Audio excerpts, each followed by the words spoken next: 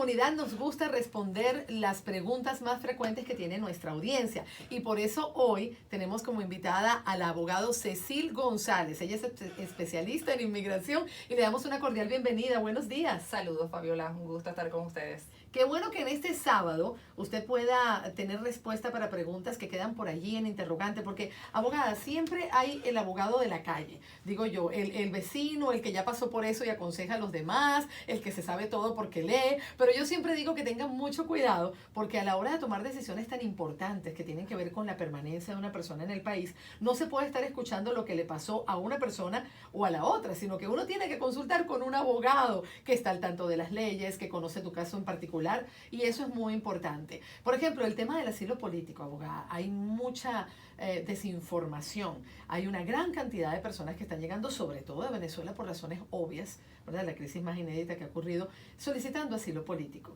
Pero yo quisiera que, así como me lo explicó extra micrófono, me pudiera explicar ahora cómo es el proceso verdadero de un asilo y lo que requiere. Claro que sí, Fabiola. Y antes de comenzar a explicar el asilo, de verdad que has dado en el punto clave. Sumamente importante que las personas vayan donde un experto en las leyes de inmigración, porque se trata de un asunto muy importante y si la persona no es debidamente informada, los derechos de esa persona están en juego, ¿ok? Y eso es una situación que pasa constantemente porque tenemos personas que llegan, ay, me dijeron que yo podía hacer esto otro, y luego ya entonces es muy tarde. Cometen errores que no se pueden enmendar. Correcto. Así que es vital que la persona vaya donde un experto. Pero en relación a los asilos, muy importante que las personas entiendan que un asilo, si es un asilo, lo que le llaman un asilo afirmativo, ¿ok? Es que la persona está aquí, ¿ok? Y no ha hecho ninguna solicitud con inmigración, o sea que voluntariamente la persona desea ¿verdad? Solicitar el asilo, sí, y lo hace con la agencia, ¿ok? Esa es la primera forma en que aplicamos para asilo. Lo hacemos con USCIS, ¿right? Con la agencia de inmigración. Correcto, eso es así. Entonces,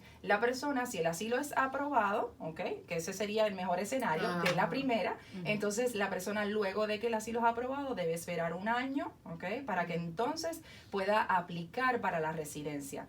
De nuevo, vamos un poquito para atrás porque también el asunto del permiso de trabajo es muy importante y es lo que generalmente motiva que las personas deseen aplicar para asilo, ¿ok? El asilo, de nuevo, se aplica con la agencia en primera instancia. Luego de 180 días que la persona presentó su aplicación de asilo, la persona es elegible para presentar su permiso de trabajo, ¿ok? Para solicitar.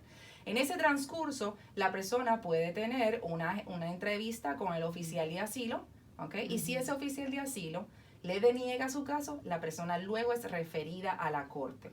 All right? Entonces ya esa sería la segunda oportunidad que tiene la persona para poder presentar su caso y que un foro mayor lo pueda evaluar y pueda tomar una determinación. ¿Okay? Luego de eso, si aún así el juez de inmigración determina que la persona no es que no sea elegible, sino que más bien no le aprueba el asilo, entonces la persona tiene una tercera y última oportunidad que sería el foro apelativo, lo que le llaman el Board of Immigration. Claro, nadie quiere llegar ahí. Claro. Las personas quieren presentar un buen caso para que se lo den la primera, ¿no? ¿Qué consejos tiene usted para las personas que desean presentar un asilo político o refugio, que es como se llama el estatus? Claro. Bueno, pues es muy importante que, como les dije originalmente, evalúen y consulten con un abogado de inmigración, porque fíjense que para que una persona pueda ser elegible para asilo, debe haber sufrido una persecución basado en alguna de las 5 categorías que la ley reconoce. O sea que es muy importante que la persona entienda eso, porque si la persona sufrió una persecución en su país, pero esa persecución no cae bajo alguna de las 5 categorías que la ley reconoce, entonces la persona no tiene un caso de asilo. ¿Qué son cuáles? A ver. Vamos a hablar. Sería por nacionalidad. Si la persona es perseguida por motivos de su nacionalidad, o sea, el lugar en donde nació, entonces la persona tiene un reclamo válido de asilo. Eso no significa necesariamente que se lo van a aprobar, pero pudiéramos decir que entonces la persona es elegible para asilo. Otra categoría es religión, si la persona es perseguida por sus ideas religiosas. Si la persona, la tercera categoría puede ser que la persona fuera perseguida por sus ideas políticas, ¿ok? Por estar en contra del gobierno y todo eso. Correcto. La cuarta pudiera ser que la persona fue perseguida por su raza, ¿ok? Y la quinta, que es generalmente la que crea más confusión, es que la persona es perseguida porque pertenece a un grupo social en particular. Y la categoría es muy ambigua porque ¿qué puede ser un grupo social en particular? Y para poder definir eso, entonces habría que hablar sobre unos elementos los que deben quedar probados y satisfechos para que entonces se entienda que la persona en efecto fue perseguida porque pertenece a ese grupo en específico. Cuando hay un refugio porque hay una catástrofe o una crisis tan terrible como la que hay en Venezuela o como lo que pasó en Honduras hace muchos años, ¿verdad? Por catástrofes naturales, entonces es otro tipo de refugio.